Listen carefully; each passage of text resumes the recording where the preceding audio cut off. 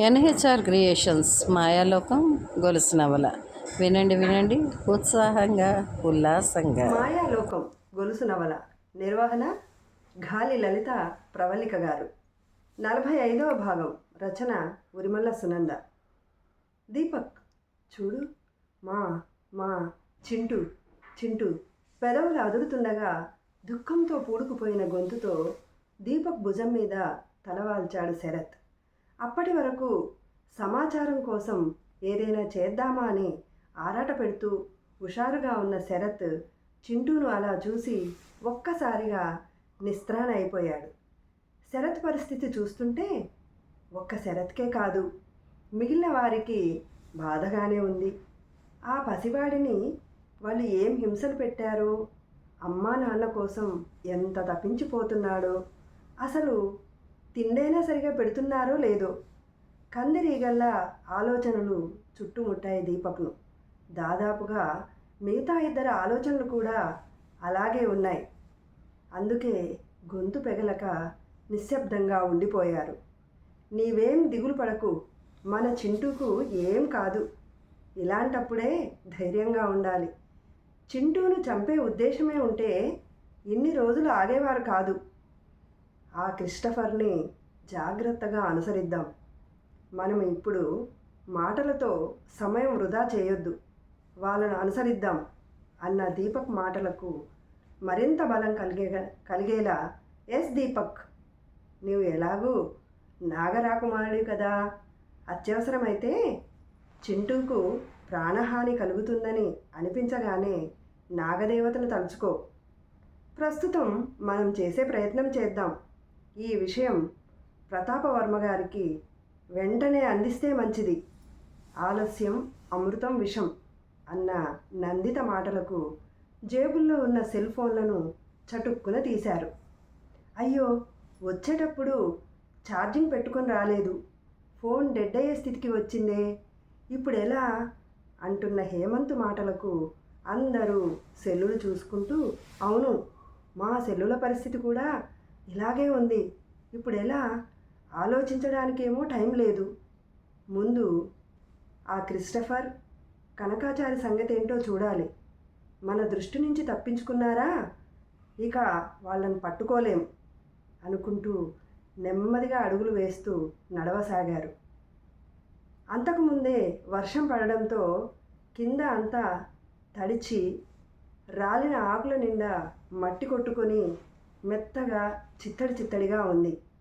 ఏమరపాటుగా కాలు వేస్తే అక్కడ ఏ గుంటలోకో దుబ్బులోకో దిగబడిపోయేలా ఉంది. ఆ పరిసరాల్లో క్రిస్టఫర్ ముఠాకు కనకాచారికి సంబంధించినవి ఏమైనా దొరుకుతాయేమోనని జాగ్రత్తగా పరిశీలించుకుంటూ వెళ్తుంటే అక్కడక్కడ గాజు సీసా ముక్కలు మొక్కల్లా పాతి ఉండడం గమనించారు. అంటే ఇదంతా వారి ముందు చూపు అన్నమాట. వీరు ఆచూకీ పసిగట్టో లేదా మరెవరైనా తెలియక ఈ స్థావరానికి వస్తే వాళ్ళ పాదాల్లో ఈ గాజు ముక్కలు కస్సున దిగాల్సిందే. అంటే ఈ స్థావరాన్ని అంత తొందరగా కనిపెట్టకుండా చేసిన ఏర్పాటది. తెలియక ఎవరొచ్చి పచ్చికనే కదా అని చెప్పులు లేకుండా నడిచారో ఇంతే సంగతులు. పాతిన గాజు ముక్కలు సర్రున పాదాల్లోకి దిగాల్సిందే. అంటే ఈ నాగులమ్మ గుట్ట గురించి మరెవరూ రాకుండా ఆ ముఠా చేసిన పనని అర్థమైపోయింది వారికి. శరత్ చూపులన్నీ కనకాచారి క్రిస్టఫర్ల మీదనే ఉన్నాయి. వాళ్ళు దూరమవుతున్న కొద్దీ శరత్లో ఆందోళన పెరుగుతోంది. నందిత తన వంతు బాధ్యతగా సెల్తో టకటకా ఫోటోలు వీడియోలు తీస్తూనే ఉంది. హేమంత్ అప్పటి వరకు వీళ్లతో ఎందుకు అనవసరంగా వచ్చానురా బాబు అనుకున్న వాడల్లా శరత్ బాధను, వాళ్ళు పడుతున్న శ్రమను, ఆ ముఠా వాళ్ళ అంతు చూడాలన్న పట్టుదలను చూస్తూ వీళ్ళ వెంట చివరిదాకా ఉండి నా వంతు సాయం చేయాలి అనుకున్నాడు. అలా నడుస్తున్నాడో లేదో గాజు ముక్క చెప్పులోంచి సర్రున దూసుకొచ్చి ఎడమ చిటికెన వేలులోకి దిగింది. అబ్బా అని బాధతో కేక వేసేవాడల్లా అక్కడున్న పరిస్థితి గుర్తొచ్చి వస్తున్న కన్నీళ్లు ఆపుకుంటూ కింద కూలబడిపోయాడు. అయ్యో, ఏం జరిగిందంటూ నందిత, శరత్, ముందు వెళ్తున్న దీపక్ వెనక్కి తిరిగారు. విలవిల్లాడుతున్న హేమంత్ కాలి చెప్పు నుండి గాజు ముక్కను శరత్, నందిత తీయబోయారు. విచిత్రంగా అది మరింత గట్టిగా భూమిలోకి, చెప్పులోకి బిగుసుకుపోతుంది. ఏం చేయాలో వాళ్ళిద్దరికీ ఎటూ పాలుపోలేదు. దీపక్ దగ్గరగా వచ్చాడు. హేమంత్ భుజం తట్టి ధైర్యం చెప్తూ గాజు ముక్కను తీయబోతుంటే పక్కనే తలతలా మెరుస్తూ వజ్రాలతో తాపడం చేసిన ఓ కత్తి కొంత భాగం మట్టిలో కూలిపోయి కనిపించింది. దానిని జేబులో ఉన్న కర్చీఫ్ తీసి తుడుస్తూ ఉండగా, నాగరాకుమారా, ఏం చేయాలో సెలవివ్వండి అంటున్న ఆ కత్తి వంక భయంతో బిత్తరపోయి చూశాడు దీపక్. నాగరాకుమారా, నీ చేతిలో గరుడ రేఖలు తాకడంతో నాకు ఈ శక్తి వచ్చింది. కత్తి రూపంలో ఉన్న వ్యక్తి అంటుంటే ఇదెక్కడి విచిత్రం? ఇతడెవరో నాకు దాసోహం అంటున్నాడు. మనసులో అనుకుంటుండగానే తలుక్కున ఓ ఆలోచన మెరిసింది. వెంటనే ఆచరణలో పెట్టాడు. అప్పటి వరకు బాధను పంటి బిగువున భరిస్తున్న హేమంత్ గాయం, బాధ రెండు ఒకేసారి చటుక్కున మాయమయ్యాయి. అది చూసుకుని దీపక్ వంక చేతులు జోడించి, నీవు మామూలు వ్యక్తివి కాదు, దైవశక్తివి.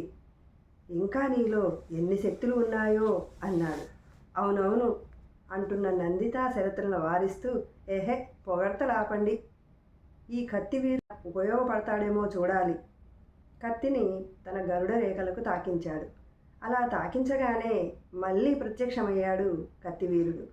చెప్పండి రాకుమారా, ఏం చేయాలి అనగానే, అదిగో వెళ్తున్న ఆ ఇద్దరిని గమనిస్తూ భుజం మీద పడుకున్న చిన్న బాలుడికి ఎలాంటి హాని తలపెట్టకుండా చూడాలి అన్న దీపక్ మాటలకు, మీ చేతుల్లో ఉన్నంత వరకే నా శక్తులు పనిచేస్తాయి, అంత దూరంలో నేనేం చేయలేను అన్న కత్తివీరుని చూస్తూ, అలాగైతే నీతో నాకేం పనిలేదు పో అంటూ కొంచెం బాధగా విసురుగా పక్కన పెట్టేశాడు ఆ కత్తిని.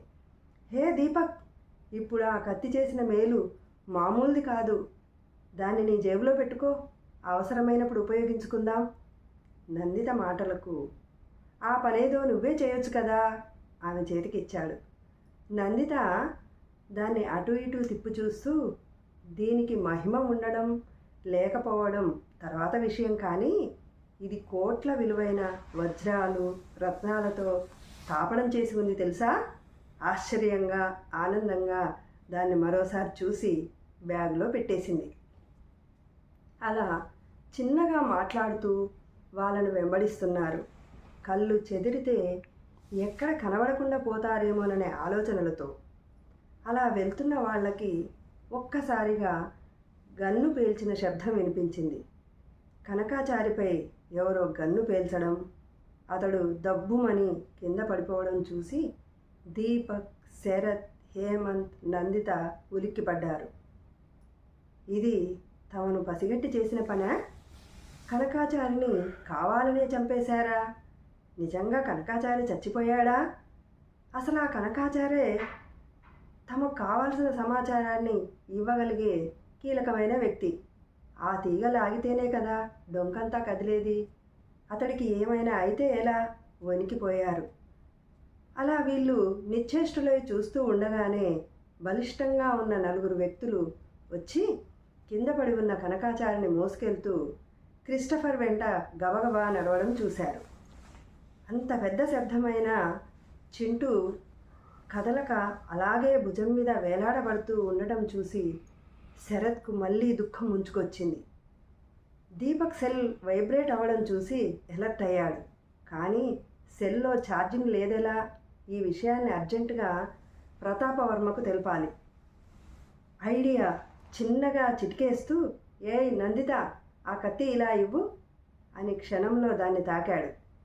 అందరి సెల్స్ ఫుల్ ఛార్జింగ్ చేయమని ఆదేశించాడు. అంతే, ఛార్జింగ్ ఫుల్. ధైర్యం వచ్చింది. ఫోన్ రింగ్ చేస్తున్న సమయంలో మరో వింత అనుభవం ఎదురైంది వారికి. మిరుమిట్లు గొలిపే కాంతి పుంజాలు పుంజాలుగా ఆకాశం నుండి కిందకు వస్తున్నాయి.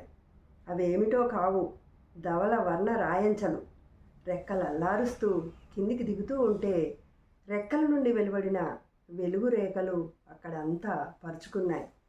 ఆ 5 హంసవాహనాలపై నుండి దిగినవారు అటూ ఇటూ నిశితంగా పరికించడం కనిపించింది.